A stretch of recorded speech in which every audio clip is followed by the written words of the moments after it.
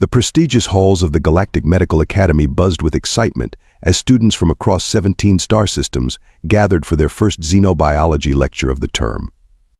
Among them sat Zephyr 6, their crystalline epidermis glinting under the artificial lights as they meticulously arranged their neural interface pads.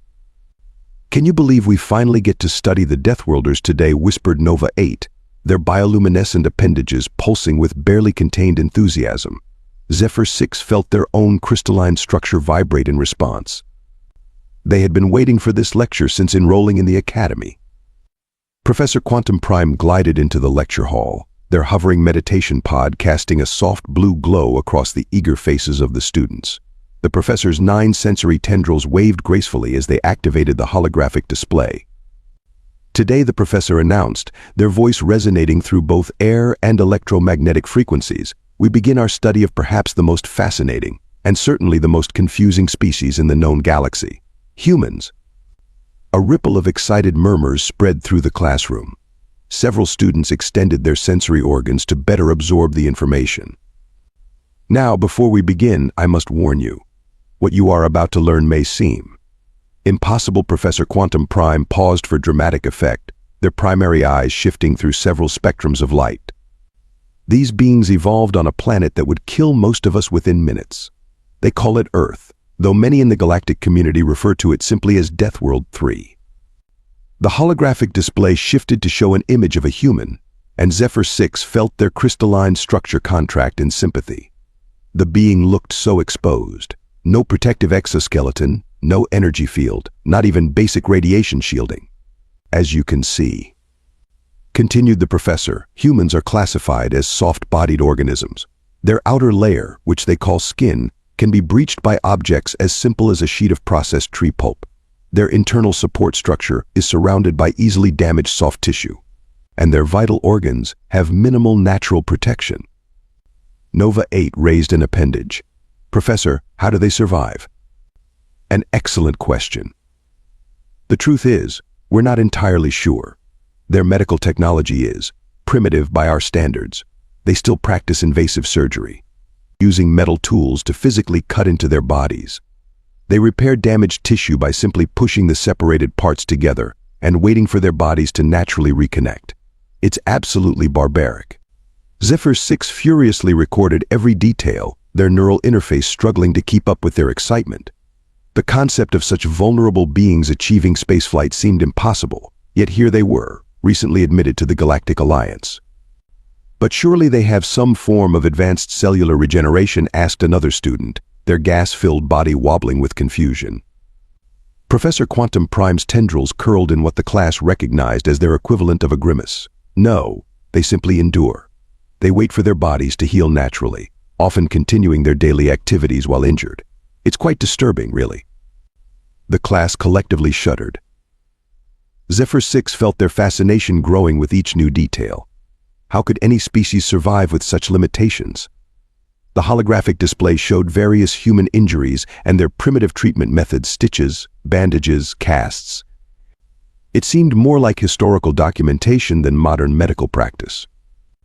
Next week, Professor Quantum Prime announced, their tendrils now glowing with excitement, we will have a unique opportunity. For the first time in the Academy's history, we will be welcoming a human medical student to our xenobiology program. The lecture hall erupted in a chaos of flashing appendages, crystalline vibrations, and electromagnetic pulses.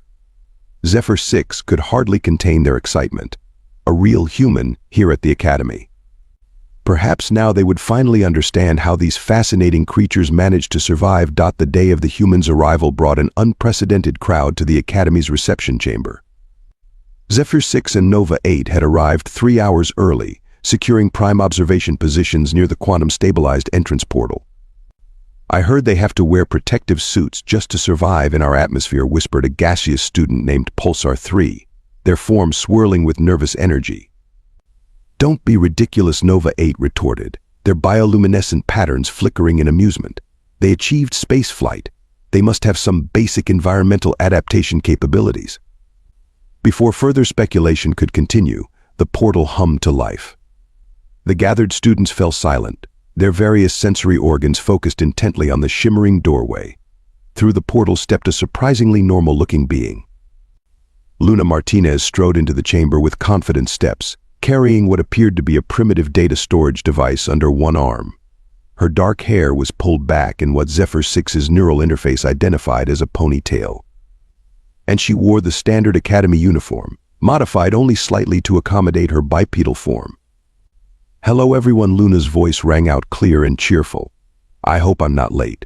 The quantum tunneling always messes with my watch. She held up her wrist, showing a mechanical timepiece that caused several students to emit frequencies of disbelief. Professor Quantum Prime glided forward. "Welcome, Student Martinez. We are honored to have Earth's first representative at our institution. Are you comfortable? Do you require any medical assistance after the journey?" Luna laughed, a sound that caused Zephyr 6's crystalline structure to resonate pleasantly. "I'm fine, Professor. Just a bit of standard quantum lag. Nothing a cup of coffee won't fix." The gathered students exchanged confused signals. This fragile being was dismissing quantum displacement effects as a minor inconvenience, effects that required most species several hours of medical recuperation. During the tour that followed, Zephyr 6 couldn't help but notice how casually Luna moved through the academy. She showed no signs of the constant caution they had expected from such a vulnerable species. She even accidentally bumped into a crystalline student, immediately apologizing while rubbing her shoulder. "Did that not damage your soft tissue?" Zephyr 6 couldn't help but ask, their medical curiosity overwhelming their social protocols.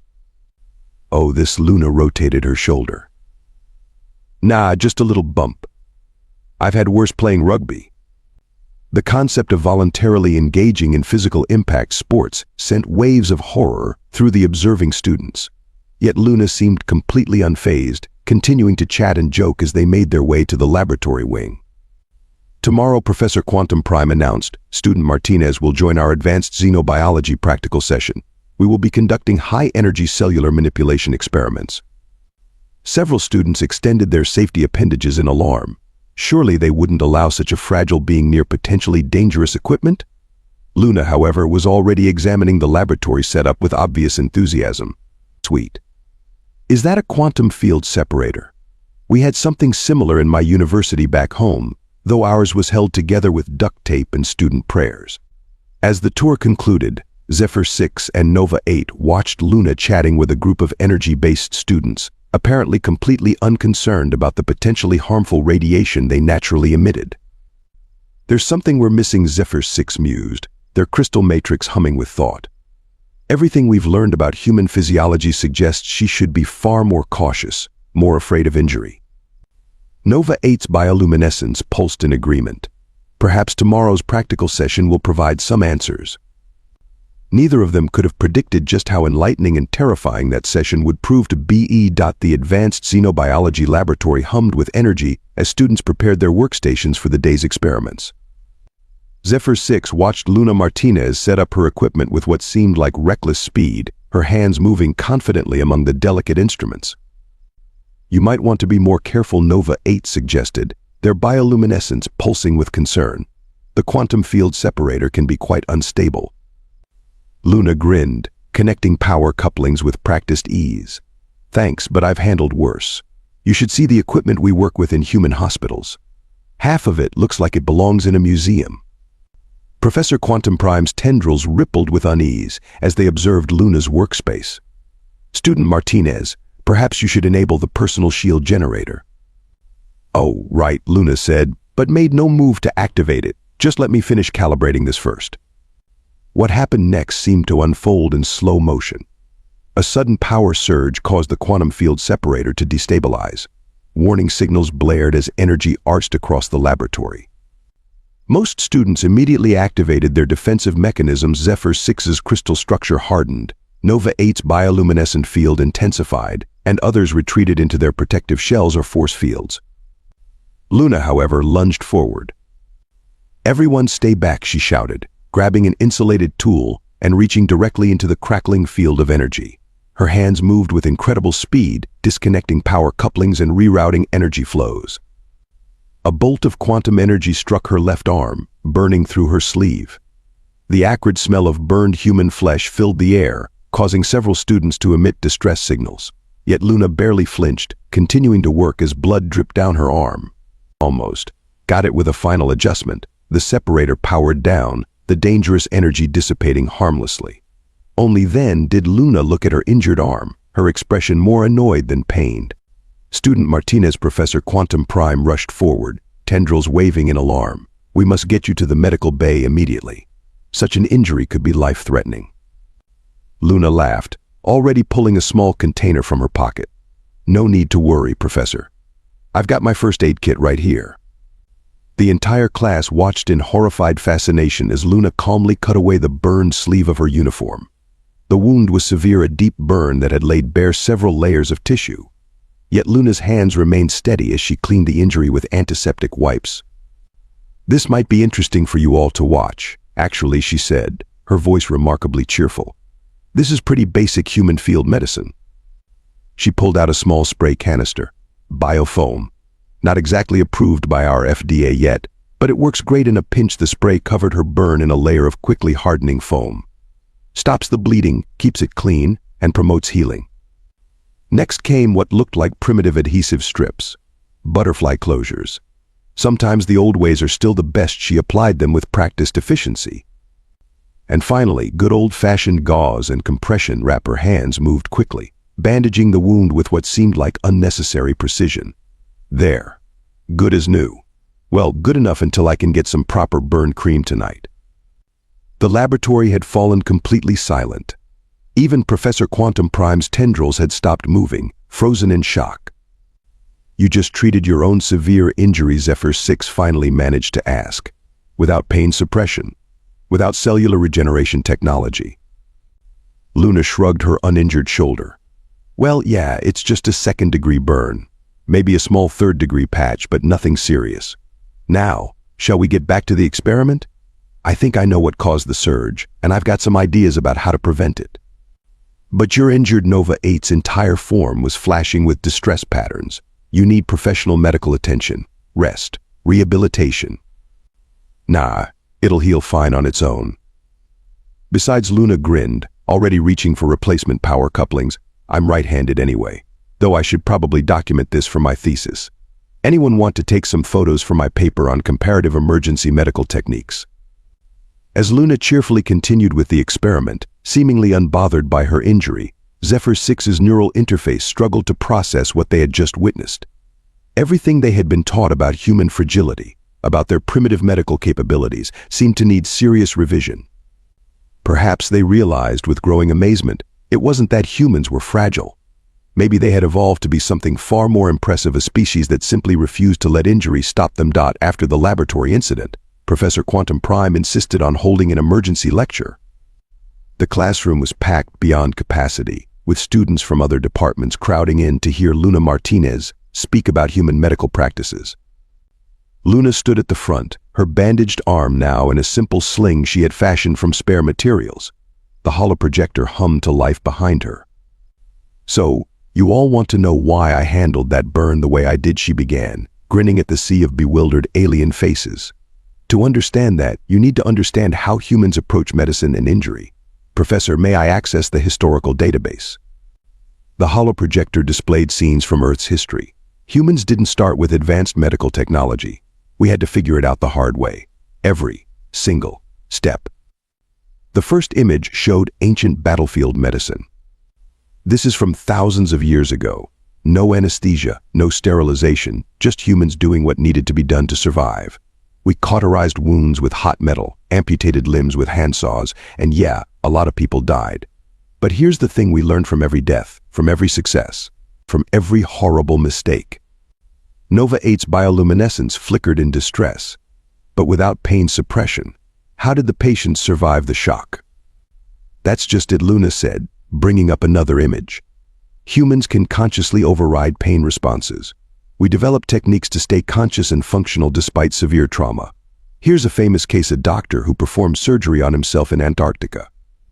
The alien students watched in stunned silence as Luna described Dr. Leonid Rogozov removing his own appendix. Several gaseous students had to temporarily evacuate the room to compose themselves. "But that's just the beginning," Luna continued, her enthusiasm growing. "See, humans don't just endure pain, we study it. We figure out exactly how it works, why it works, and then we use that knowledge. Every injury teaches us something new. The holoprojector showed modern emergency rooms, paramedics in action, battlefield medics. We developed a system called triage, a way to sort multiple casualties by severity when resources are limited. We created techniques to keep people alive with minimal equipment. Did you know that before we had proper medical tools? We used honey to prevent wound infection. We turned spider silk into bandages. We learned which molds could fight bacteria before we even knew what bacteria were. HFY raised a crystalline appendage. But why continue performing physical procedures when cellular regeneration technology exists? Luna laughed. Because our way works for us. Sure, your technology is amazing, but humans are incredibly adaptable. Our bodies are designed to heal themselves. Sometimes all they need is a little help staying together while they do it. She pulled up diagrams of human healing processes. Look at this. When we get cut, our blood automatically begins to clot. Specialized cells rush to the injury site. New tissue grows to bridge the gap. It's not fast, but it's reliable. And while it's happening, we just keep going. But why take unnecessary risks? Professor Quantum Prime's tendrils writhed with concern. In today's laboratory incident, you could have waited for emergency protocols. Because seconds matter, Luna replied firmly. In emergency medicine, we have something called the golden hour, the time period where immediate intervention can mean the difference between life and death. We don't always have time to wait for ideal conditions or perfect solutions. Sometimes you have to make do with what you have. The holoprojector displayed images of makeshift medical solutions, splints made from branches, impromptu pressure bandages, field expedient treatments. Humans have performed surgeries by flashlight during power outages, delivered babies in war zones, treated injuries with whatever materials were available. It's not about having the best technology, it's about never giving up, no matter what. She gestured to her bandaged arm. This is nothing. I've seen surgeons complete complex procedures after injuring themselves. I've watched paramedics treat others while bleeding themselves. Not because we're invincible, but because we refuse to let injury stop us from helping others. But how do you overcome the fear? Asked a crystalline student from the back. Luna's expression softened. We don't. We're actually terrified most of the time. But humans have this amazing ability to function despite fear. We acknowledge it, then we do what needs to be done anyway. She brought up one final image, a simple first aid kit. Every human learns basic medical care. It's part of our culture, our history. We know we're not indestructible. We know we can be hurt, killed even. But we also know that most injuries aren't immediately fatal. There's usually time to act, to help, to save ourselves or others. We've spent our entire history learning to make the most of that time. The lecture hall was silent as Luna's words sank in. HFY's neural interface was practically overloading with new perspectives on human resilience. These weren't primitive medical practices, they were the refined techniques of a species that had turned their very vulnerability into a strength. Next week, Luna announced with a grin, I'll show you how to make an emergency pressure bandage out of a writing implement and a piece of clothing. Trust me, you never know when it might come in handy. 2 days after Luna's lecture, the Academy's experimental quantum drive laboratory suffered a catastrophic containment failure. The explosion rocked the entire building, shorting out power systems and disrupting the automated medical response grid.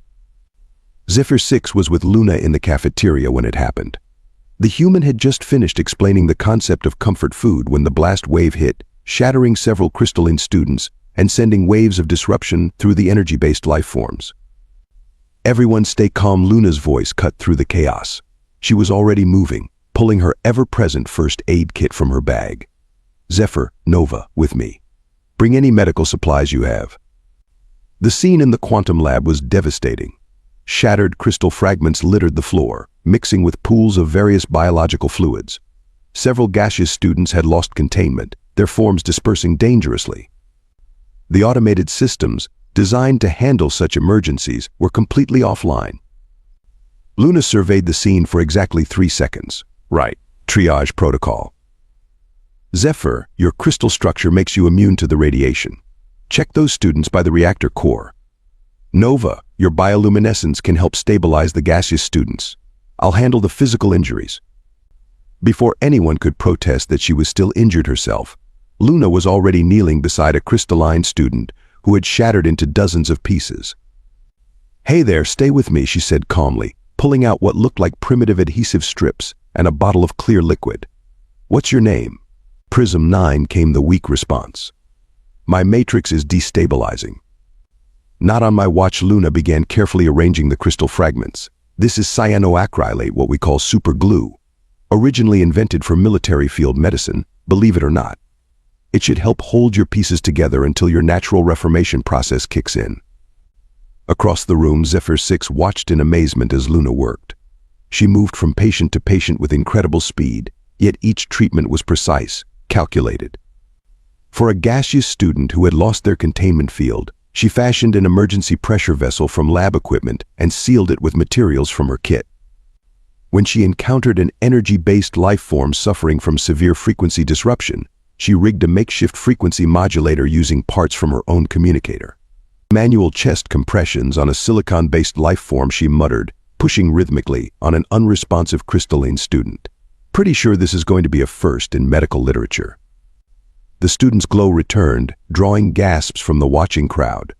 Luna immediately moved on to the next patient.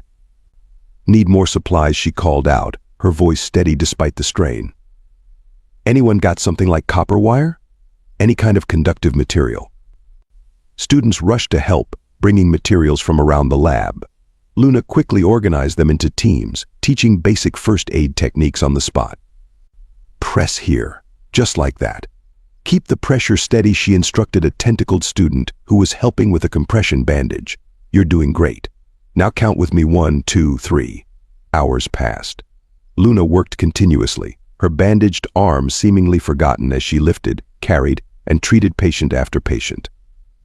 When the Academy's professional medical team finally arrived, they found an organized triage center run by students who had never performed physical medicine before. 19 critical patients stabilized, Luna reported to the chief medical officer, her uniform stained with various substances. 3 requiring immediate crystal matrix regeneration, 4 needing gaseous containment, 6 with severe energy disruption, and 6 with physical trauma. We lost no one. Full patient notes are here. She handed over a data pad covered in hastily scrawled observations. The medical team stared at her in shock. The chief medical officer's tendrils twisted in disbelief. You treated all these different species, without automated assistance, without specialized equipment? Luna shrugged, then winced as the movement pulled at her own injury. We had to work with what we had. Actually, there are a few techniques we discovered that might be worth documenting. The crystalline matrix responds really well to human super glue. And it turns out that a standard emergency pressure bandage can be modified to create a temporary containment field for gaseous life forms if you reverse the polarity of. She swayed slightly, fatigue finally catching up with her.